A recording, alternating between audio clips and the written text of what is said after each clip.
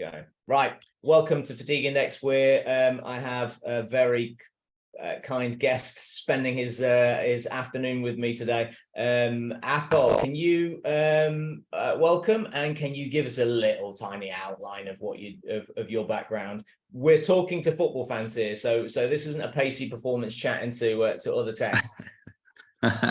Hi Simon. Yeah, thanks for having me on. I am a podiatrist by trade, who is someone who deals with foot and ankle and lower limb injuries. And I've gone on to do a PhD in biomechanics, which is just how people move and how they interact with the surfaces they play on. And I work at a sports medicine hospital out in Doha, Qatar. So I've just been involved in the delivery of services for the World Cup for the men that have just happened in 2022. And I focus on, I guess, keeping players comfortable in the football boots that they use and keeping them happy that they can perform how they want to without hopefully having too much discomfort. And I'm often called in when there's kind of nasty or career-threatening injuries to top players to help out where I can. Yeah, so he's underselling himself slightly here, but sports injury hospital in Doha is one of the world's preeminent places to get treatment, and he's the expert. So this is as good as it gets in this realm. Also, there is a couple of relatively famous studies in our world of sports science about footwear and about traction of said footwear in a football context. And for people that have listened to the series on that we're doing on ACL in women's sport, there are a couple of questions that have popped up, but one of them from a study done by St. Mary's that came out about the differences between men and women's football boots. Can you talk about that for a second? There's not a lot of data on it, to be honest. I mean, that's why I think Dr. Katrine Ockham-Krieger from St. Mary's, who's now also joined FIFA, is really working away on that space. There's some studies that have looked in the past at foot shape differences. So just, how does the shape of a woman differ from the shape of men's feet? But that wasn't specific to football. I've just helped Kat out with a study across, I think it was 16 teams at like Champions League level, of which there was a lot of international players. I cast my mind back when we visited Wolfsburg. I think there was 8 of the current national team for Germany there that we got to chat to and provide questionnaires for, that asked them about what they think of football boots, what they like, don't like, what experiences they've had. And we also took 3D scans of their feet to develop a kind of database of a snapshot, if you like, of what professional women and international women standard football players' feet look like right now. And I think that was 350 players or so. We scanned both feet, so 700 odd scans. And really, we kind of developed this database and had to scale them so we could look across them at how they differ. And of course, it's going to be the same as men or adolescents or youth.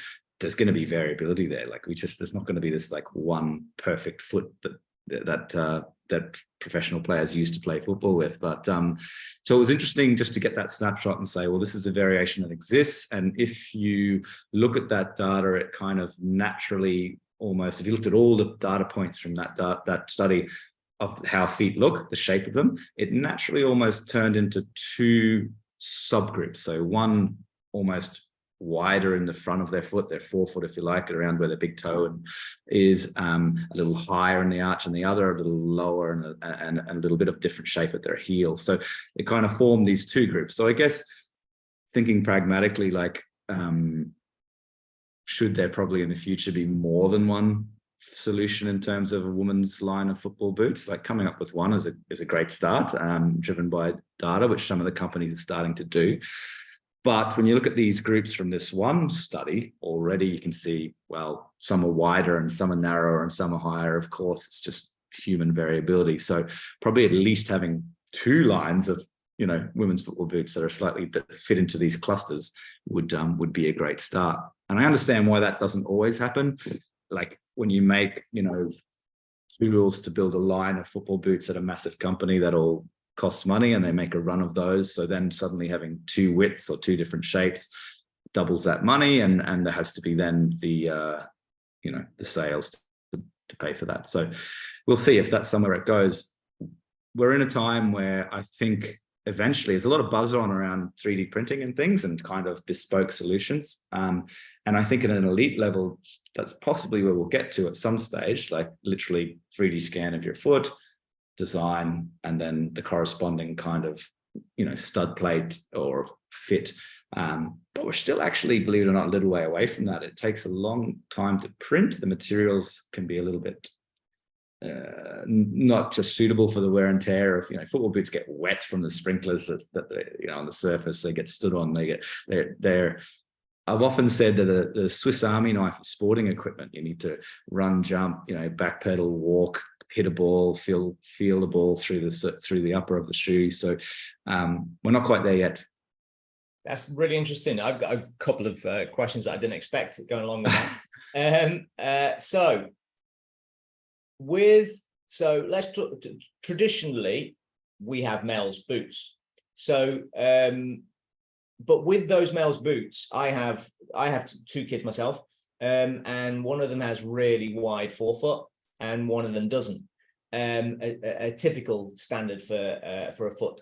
And so he gets to always have one type of Nike boot, even though the other type is the one he likes best, but he can't fit his foot in there.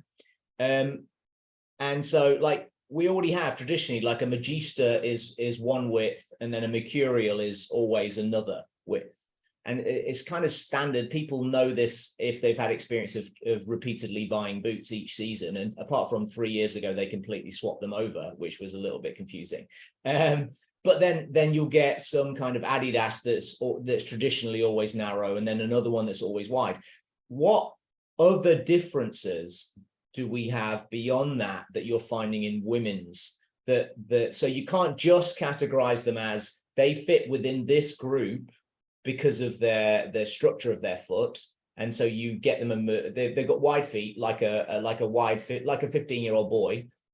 So we get them a Magista, and if they've got narrow feet, you put them in the Mercurial.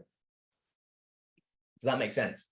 Yes. So what differences in terms of boots? Yeah, it's absolutely great if you have some knowledge over that, especially at youth level or children's level, because eventually if they're very good at football, they might end up in contracts with manufacturers. And if you are able to help out in steering them into a probably a silo of a manufacturer, more than one manufacturer, because to be honest, across manufacturers now, there's probably similar silos. Like if you look at Adidas, you'll have an out and out kind of striker performance boot. You'll have an out and out, which almost midfield defender boot, and something that the goalkeepers prefer to wear. And that's the same with Nike, and same with Mizuno, and same with Puma. They sort of have these lines for which you probably find some that fit differently. And there are the subtle differences in shape. So I think with kids, a really easy way to start, even just or women or youth, is like take the insole out of the boot, put it on the floor, and stand on top of it. Like if your foot is like spilling over it width-wise,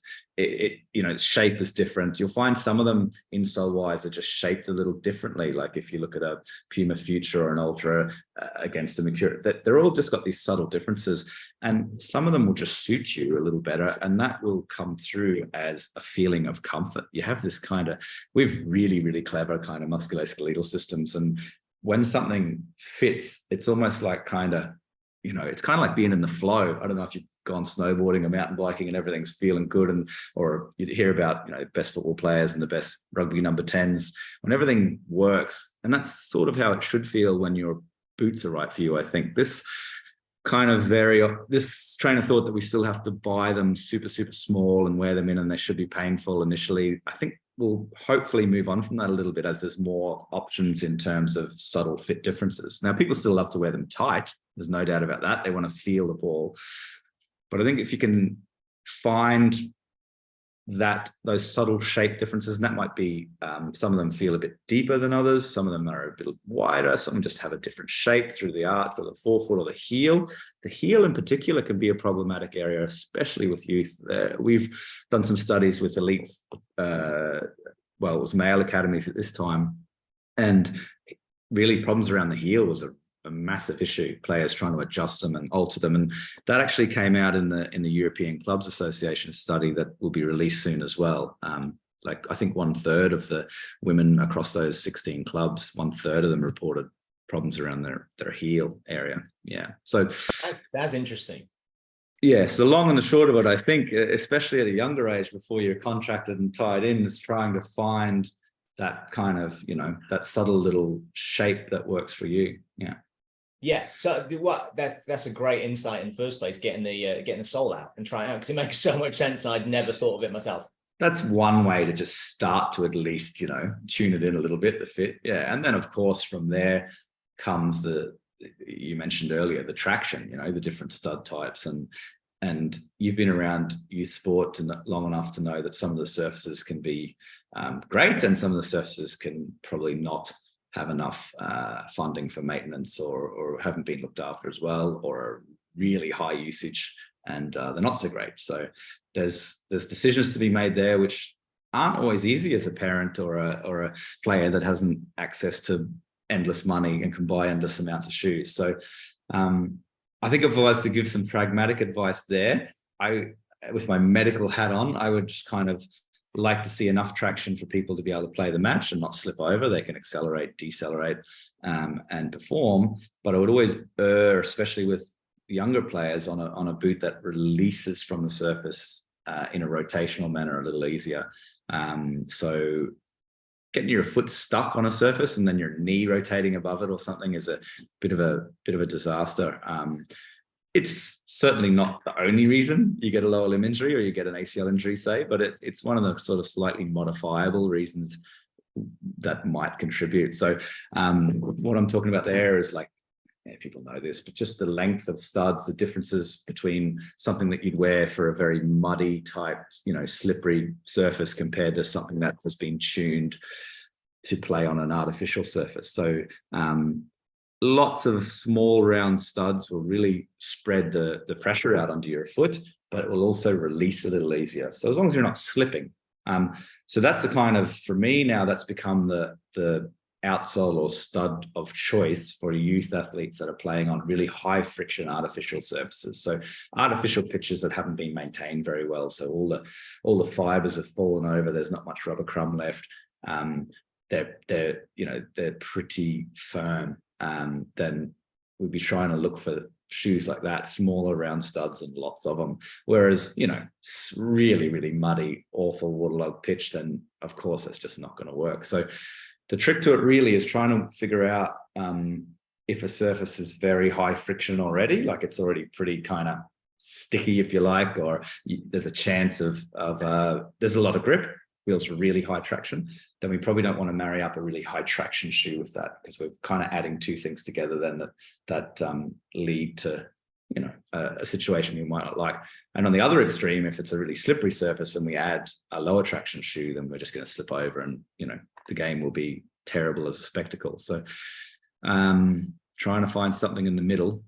I mean, that's probably your world as well, isn't it? It's the Goldilocks, too much, too little, just right. And that's what you're looking for. But but traditionally you would go, I don't know, you would as a footballer, when I was a kid, we're inventing new boots, and you get a different type of stud, and like, wow, this is amazing. Look how much this sticks. How awesome is that? Yeah. But what you're suggesting, if I'm reading it right, is that we need to go on the opposite end of that continuum and look at trainers and go, right, these aren't enough traction on this surface, so can I get the next level of traction along from there?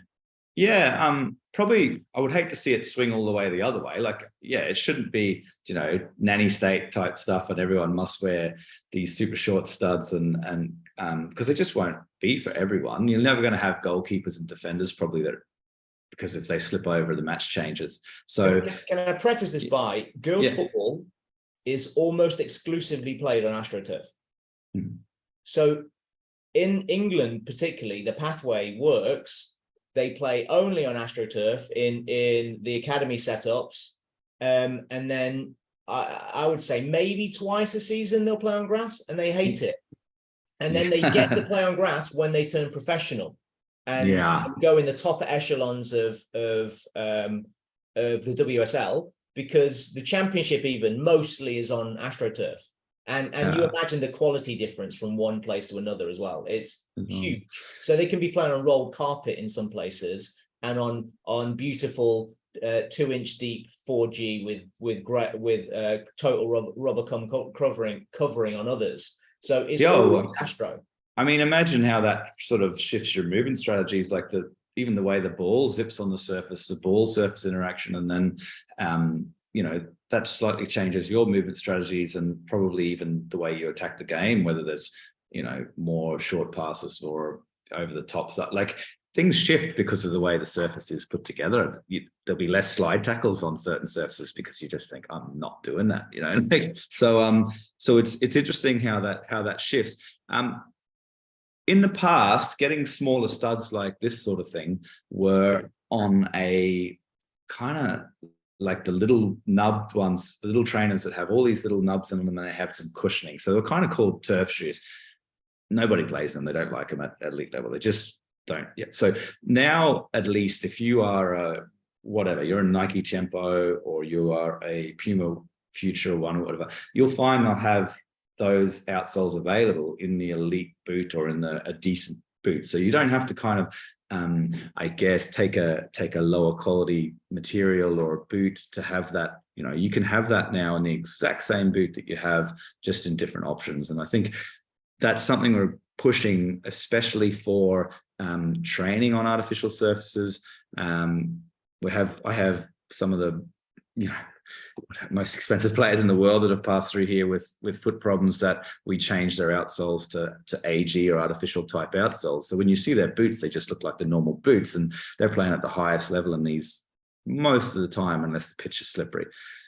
But the caveat to that is the surfaces they're playing on are unbelievably maintained. You know, like any of the Premier League surfaces, or, you know, PSG surface, or, you know, these surfaces are hybrid reinforced, so they have these kind of little bits of plastic stitched into them. They're sand based. They're perfect. So yeah, that's the difference.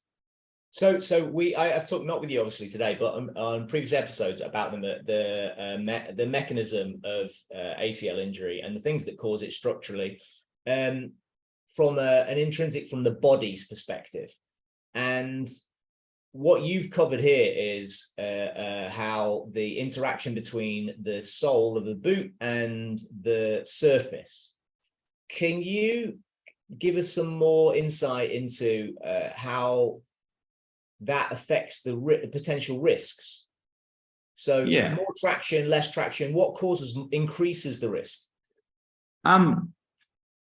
So firstly, I'll definitely get to that. Firstly, there's very little hardcore data on this. Like, when you really want to do a deep dive in the research world, there's good data on this in American football, where they've taken, you know, football shoes out, loaded them onto artificial machines, twisted them to measure the torque, which is how much force does it take for the boot to release from the surface. And then also looked at injury rate and found, yep, if you have a very high number for the boot releasing from the surface, there was more injuries and they were more severe. So that's over a few American football studies, European handball, Finnish floorball, which I'd never heard of before. So there's a few sports in the world where they're making this kind of link between too much traction and ACL injury risk, or ankle syndesmosis, like rotational ankle injury or ACL.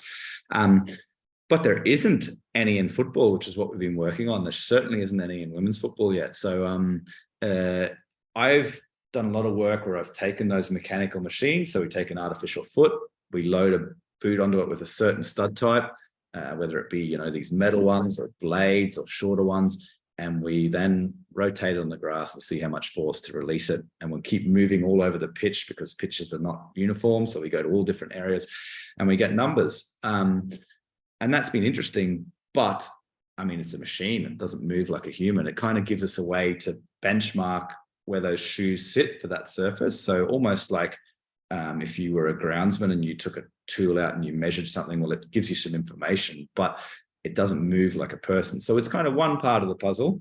And then the rest of it is yet to be done, can you believe, in 2023 in football that generates so much revenue.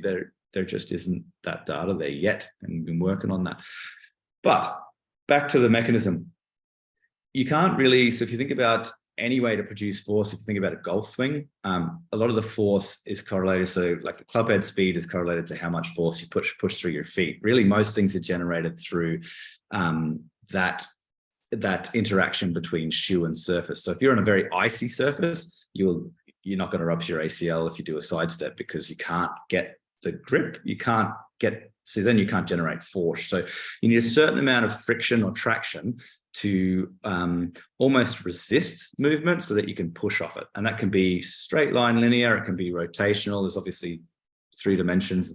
And so with football and the surface, being penetratable, that you have these studs that go into the surface. Hopefully the studs sink pretty much, or the blades or whatever it is, sink pretty much to the stud plate. And then that gives you that kind of that grip, that traction to be able to then push off and turn. So that's why we see incredible, decelerations and change the direction and accelerations and things. So too much has been correlated with more severe injuries and more of them. Too little, you slip over. So somewhere in the middle is a sweet spot. So in saying that, it seems there's 2 different components of traction. So the higher we can get the straight line traction seems to be okay. So if we can tune the properties of a surface, or the properties of the studs, the way that they're orientated, the way that they shaped, how long they are, their position on the shoe, like where they should sit, and we can then get that really good acceleration, deceleration in a straight line or side to side, but they rotate a little easier. That's kind of the golden, that's where we're trying to get to. And that's what a lot of companies are chasing. That it makes a ton of sense. Can you explain really how the continuum, how the difference in friction, difference in quality of surface from say the 4G pitch, the indoor 4G pitch you've got at Aspire, versus let's say a 15-year-old carpet. So what would have been a 2G pitch with sand on that you might get at a local leisure centre, or both of which are very much used by girls' football teams in the same season?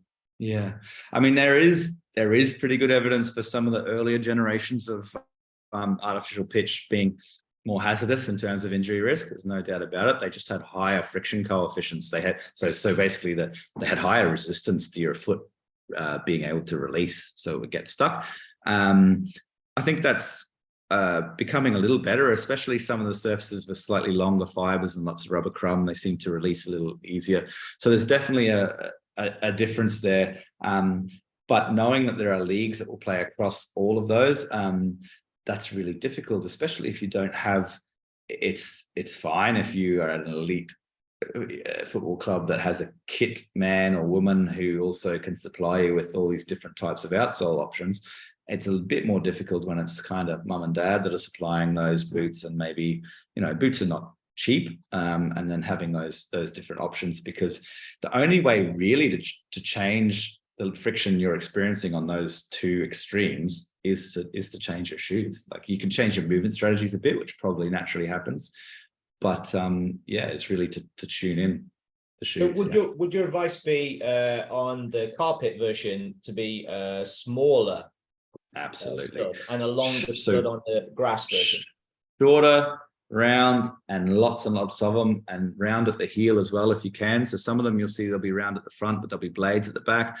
To be honest, if it's a really tight carpet version with super high friction, those sand type ones you're talking about, small, round, and lots of them. Probably really trying to avoid large blades on those surfaces. Like, there's a place for these. They really improve slalom type performance, curve run type performance, but that has to be on a grass pitch where they'll release. And then absolutely not on that sort of pitch for this. And the main reason being they just won't penetrate properly. So you can get 2 ends of the spectrum there. You can either get an area where they don't penetrate at all and you're kind of almost standing above the surface. Like, if you put them on in a changing room that's got a concrete floor, you feel a bit unstable because your studs are, and you feel a lot of pressure under each of those studs because there might only be 4 at the front and 2 at the back.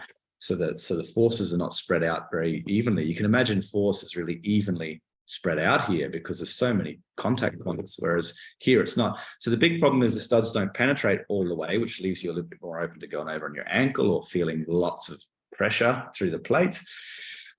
Or you have this kind of poorly maintained pitch where there's a really hard part and then the next step's a softer part, and then they'll penetrate all the way and you'll get traction differences. So you'll have, if they don't penetrate, you'll have not much traction at all and you could slip. And then if they do penetrate, you'll have a heap of traction. And I think if anything, we humans are pretty clever. They can within a step or two figure out different surfaces, but with cognitive loads, players pressing, balls coming, tasks, that's a lot to compute. So I think if we could have the ideal kind of scenario is whether a pitch is hard or soft or whatever, that it is uniform.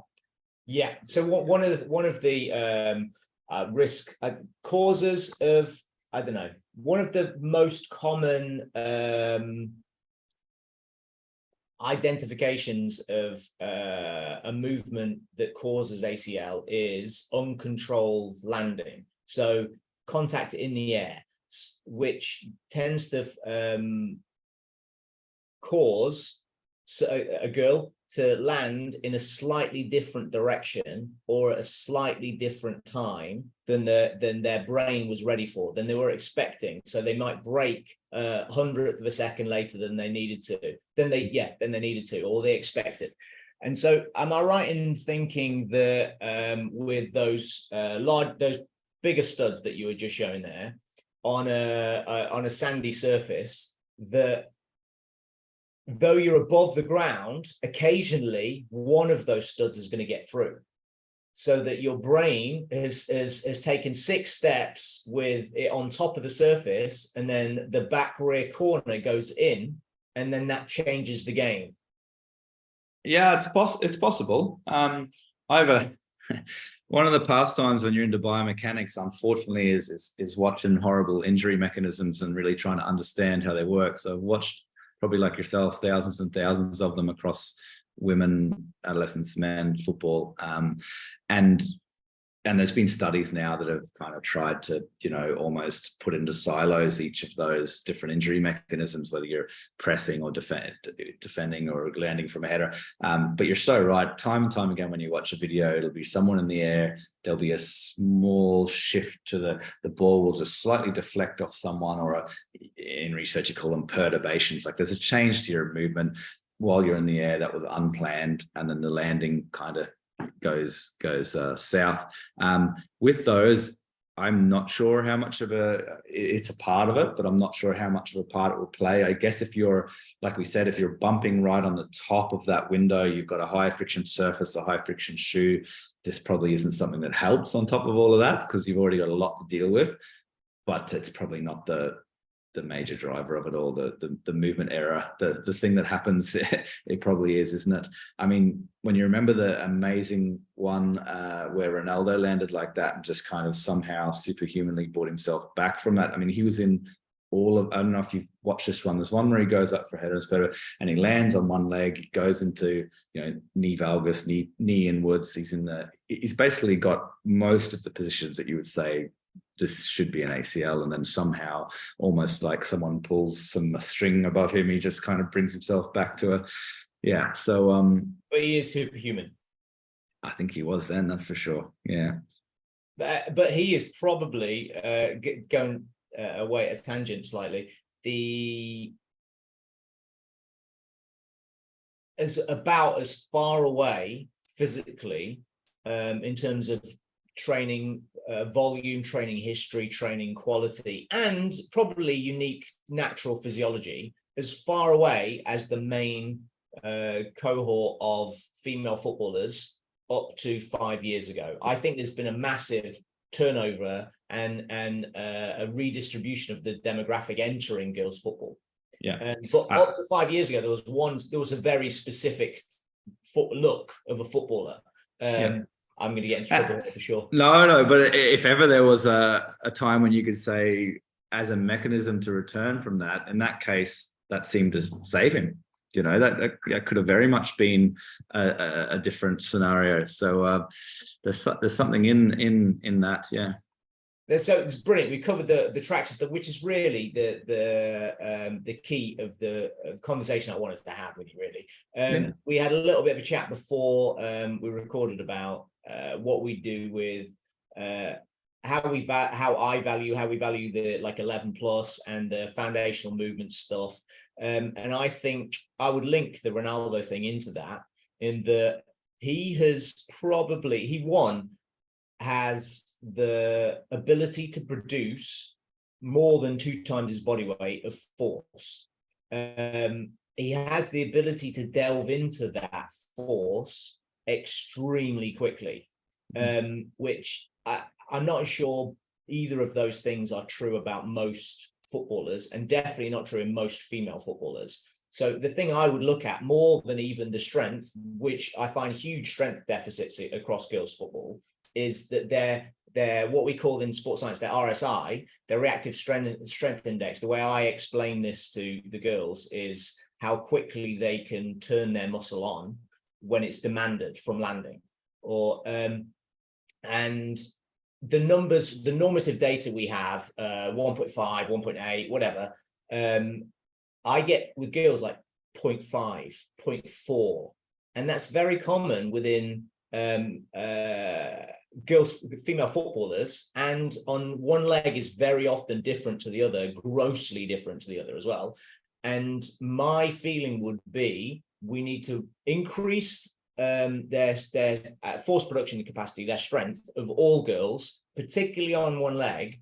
But I believe the key to it is increasing their RSI on one leg or another, and then developing their experience of change of direction moments and external stimulus to that change of direction moment as well. But even if you practice those skills without the ability to turn that force on quick enough, you kind of lost that. So that Ronaldo thing was a great example of that. And having, you've been involved in that, and then you've probably then, programmed in or tailored things to try and improve that capacity.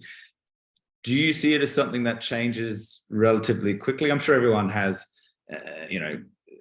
certain people can look at a barbell and, get stronger. Like, do you see that as something with the women players coming through now that they can improve really quickly because they've had a lower bar with it or haven't trained it much? Or are some people, it's going to be variation there, but it's not something that is, there's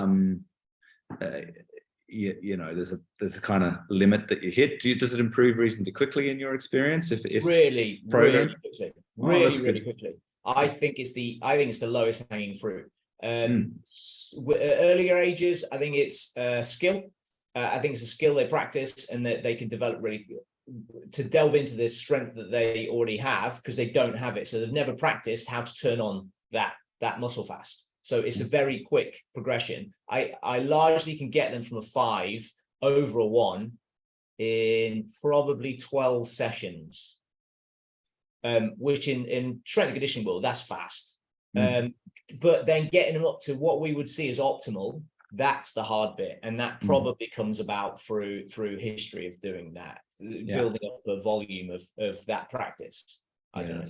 Really but yeah, I think it's a really easy win, and one we aren't doing enough. And get them. We have a boingy day, and so once a week, at least once a week, they'll be boinging for their 30 minutes of S&C that they're doing.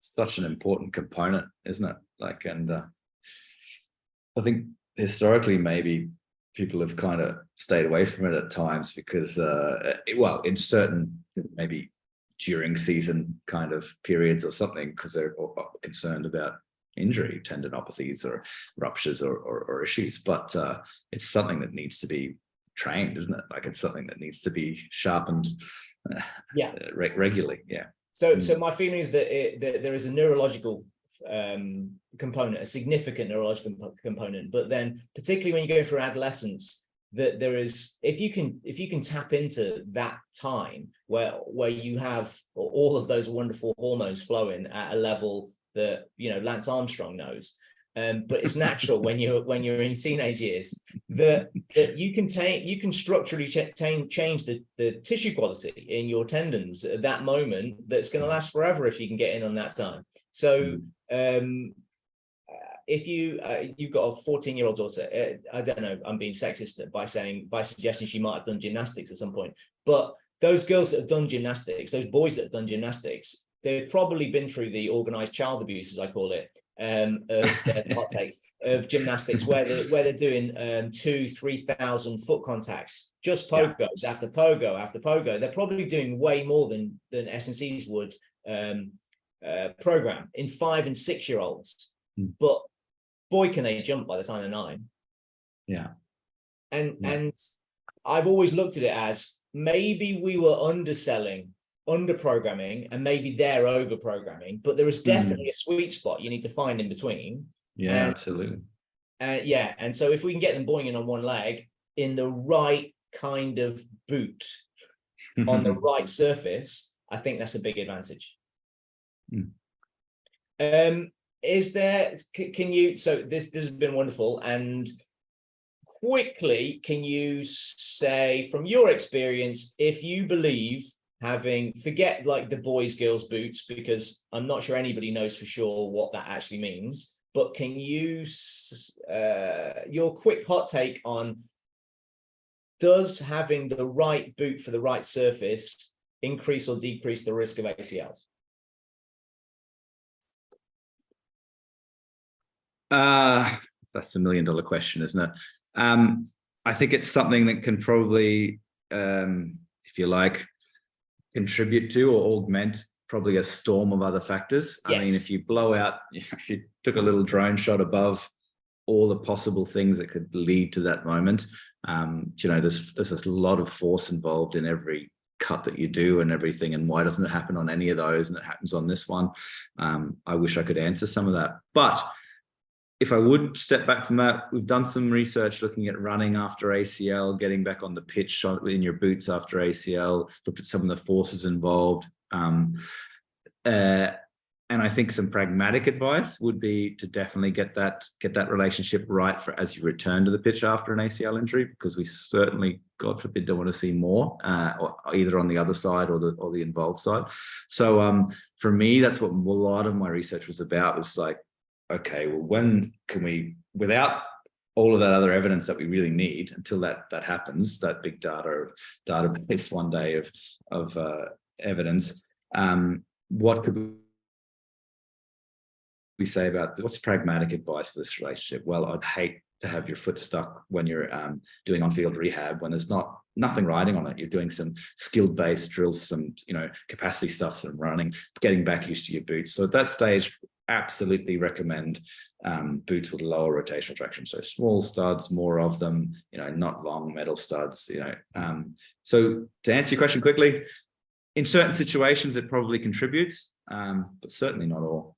But it is something. It's not the main cause of the difference in, because I'm probably extrapolating from my experience that girls are less likely to have the right boot, not even the right boot, that's pejorative. They probably have had fewer boots in their career than the boys. So that's probably right. The chances of them finding the boot for the right surface, and the variety of surface changes more in girls football. So it's less likely they're going to have the appropriate boot for that surface. I think that's fair to say.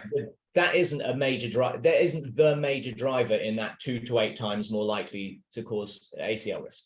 No, I'd say that's a factor. And I think the reason, you and I are chatting about it now and people have so much interest in it is everyone's got an opinion on it. Everyone puts a pair of boots on and they don't know what they should or shouldn't use. They have an idea. They score 3 goals in one and that becomes the ones that they love. And then they get an injury in another and then they never wear those again. People have an opinion on it. So I think it's something to discuss, and mainly because it's modifiable. It's one of the few things, once it's game time and there's a surface there to play on, that you have a little bit of control over if there's a few options, So it's definitely worth having a conversation about. As always, there's more research needed, which kind of drives me a bit crazy. But if you step back and say, well, pragmatically, does it sound like a good idea? There is no bad trade-off to having a little less rotational traction. There is a trade-off for having less straight line traction. You'll slip over and you won't have the performance. So very quickly, when I was looking back through my PhD, we found a study from 1971 by Joseph Torg, this guy in New York, who is just a superstar of the sports medicine world. And they did a study with a high school football program, American football program, where first of all, he tracked all their injuries for 2 seasons, and they were playing in kind of like older school screw-in studs that were, the length is going in my head, but a little bit longer and very solid, almost looked like the boots that people started playing football in England in the, in the 1900s. They almost look like work boots. Then switched to what he called soccer studs or soccer cleats, and as they say in America, which were pretty much, if you have in your mind like an Adidas World Cup, the black, round, molded type looking, shorter. They were 9.5 millimeters instead of longer ones, but they were like kind of rubber. They have some give. So like a old style Puma King, old style Adidas World Cup, old style Tempo sort of thing. For the whole of the league, so they had the power to get all of them to switch. And there was a 70% reduction in severe knee injuries. So because of him, and there's a lot of, this was a big study, a lot of numbers. Because of that study, there's probably a generation of people that went to that school who had less knee replacements and less long-term OA in the knees and things. But I didn't get to watch the games. Maybe it was rubbish. Maybe everyone slipped over, So there's something to it in terms of getting this relationship right. But there's also just so many variables, including, is it raining? Is it not? Do we live in Spain with really warm season conditions and grass that's different? Do we, there's all of those things that just sit in this one little bit. And then we have the rest of it that you already know, what's your injury history before? What's your training load? What's all those other things. So it's really difficult research to do. When I was getting into my PhD, my dad's a farmer. He said, what are you going to look at? And I explained to him and he went, too many variables. Not going to find anything. I said, yeah. And he was right. He could have saved me 5 years. Yeah. But that's the beauty of research these days. You can research into anything. You can. We need some more. Dude, really appreciate your time. Thank you very much for coming on. Is there any firstly, you need to make some kind of medium forum where people can have a look and get like cliff notes of your recommendations. That's a great idea for you. You could sell that for sure. Here's a little story of how to get the boot right for your kid. So do that. Secondly, is there anywhere people can get hold of you or look at your stuff more than get hold of you, because they're annoying when people contact you? Yeah, no worries. On that first thing, we actually did a piece that's called "Hey Coach, Physio, Mum, Dad, Podiatrist, what's the perfect boot for me?" And part of that is a parent's perspective, like a kid's perspective. Part of that is for a women's player. And so it's in the Aspetar Journal. It's open access online. If you literally search for "Hey Coach, Mum, Dad, what's the best boot for me?" it'll come up, and it's got good figures and diagrams and stuff. But yeah, I should put that in another place as well, in a repository. In terms of, I'm still on Twitter watching how that goes. I know there's other options, but that's probably the best place at the moment. Yeah, Twitter is a place I'll still respond to a message if you need something. Brilliant. That's awesome. Yeah. Thank you. Good to meet you. I'm not sure that waffling will help anything, but Dude, anyway, that's exactly what I wanted to talk about. That was brilliant. That was like more than I was expecting. Honestly, I was expecting like 10 minutes of your detail, but like this is real usable stuff as well, away from just ACL. See, when we did the studies with the foot cam stuff, the best part of that with me was I was doing the scans, was the couple of minutes I got to spend with each athlete having a chat